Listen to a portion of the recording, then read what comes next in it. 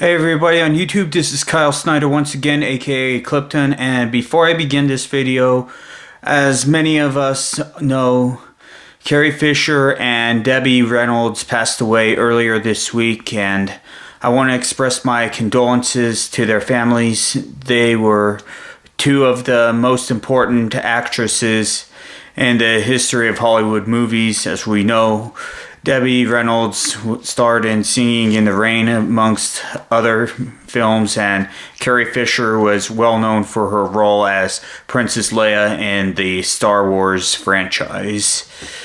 So anyways, with that said, this is the first ever Snyder Year-End Awards, the 2016 Snyder Year-End Awards, and basically I give out awards for sports, literature, and movies, three of my favorite things. So, with various topics, various categories, but anyways, I'm going to start off with the sports categories. First award, Best Athlete of the Year, goes to LeBron James of the Cleveland Cavaliers. Love him or hate him, there is absolutely no doubt that he played a critical role in helping the Cleveland Cavaliers win the NBA championship this year, and he continues to be a dominating force in the NBA. I mean, not only with the Cleveland Cavaliers, he also helped win some NBA championships with the Miami Heat as well, but LeBron James he's Hall of Fame material in my opinion. I know a lot of people don't like him, but whether you like him or whether you don't like him, there's no doubt he's one of the best NBA players today.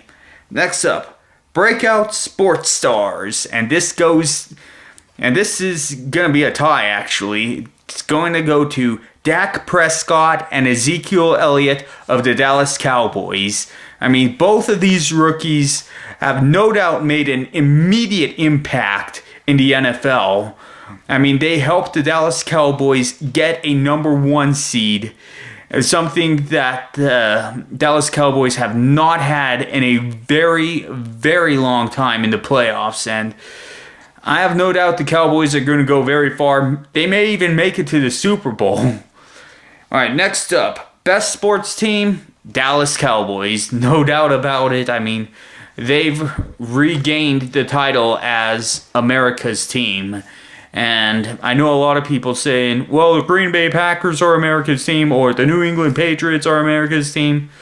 But apparently they've managed to regain the title of America's team. I mean, they've played phenomenally this season. I mean, the only team to beat them was the New York Giants this season, and well, the Cowboys better hope they don't face them in the playoffs. Anyways, and next up, Best Head Coach, it would have to go to Bill Belichick of the New England Patriots. As I've stated in my top 10 New England Patriots of all times videos, I mean, he may do a lot of things unorthodox, but you know what? They get results. I mean, the first 4 games of the season, he didn't have Tom Brady, and yet he managed to still win 3 of the 4 opening games of the season without Tom Brady.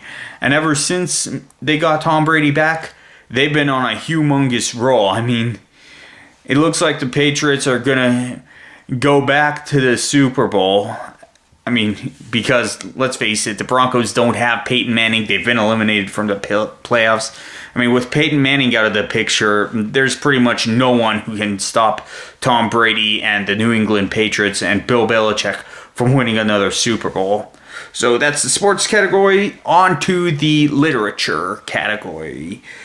Best website to buy ebooks, Amazon.com. No doubt about it. I mean, you can find a lot of good ebooks on Amazon.com, some of which are written by independent authors, and they tell great stories. So, yeah, best place to buy ebooks, Amazon.com. Let's see, best breakout novel, or best breakout author, Sybil Isley. A lot of people don't know who she is, but she came onto the literature scene this year. She's in Amazon. Her novels are on Amazon.com. I've left a link to her Amazon.com page below so you can check out some of her works. So be sure to check out some of her works. I mean, she does a great job with developing psychology between her characters. I mean, a lot better than most authors do these days. Alright, next up, best novel of the year goes to StarCraft Evolution. Those who have played StarCraft pretty much know the storyline that goes on, you know, between the Terrans, the Zerg, the Protoss, you know, as well as a lot of the big characters. But basically, StarCraft Evolution takes place in the events after StarCraft 2, you know, after Legacy of the Void.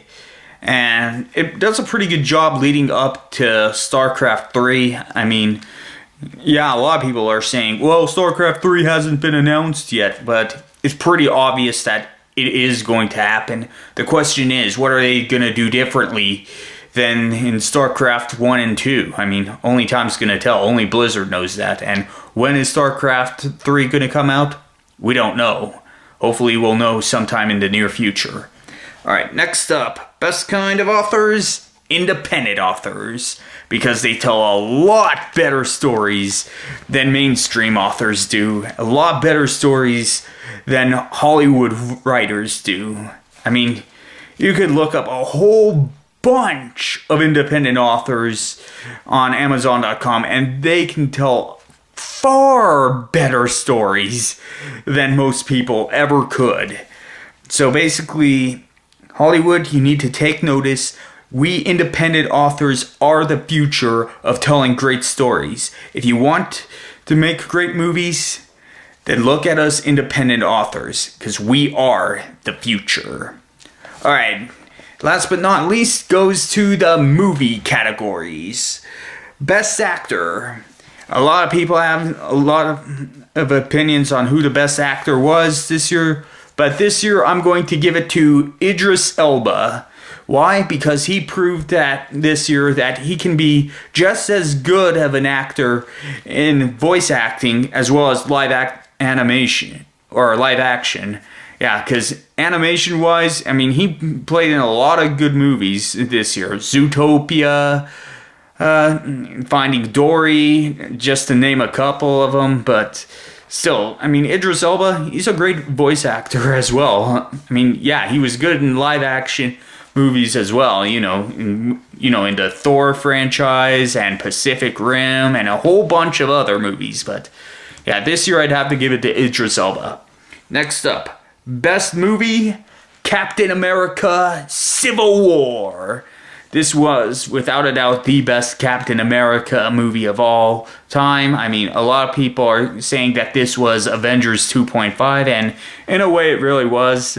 I really like the battle between Team Captain America and Team Iron Man. I mean, that was really great. I mean, Ant-Man turning huge, and everyone going, oh my goodness, and Spider-Man's priceless reaction to that.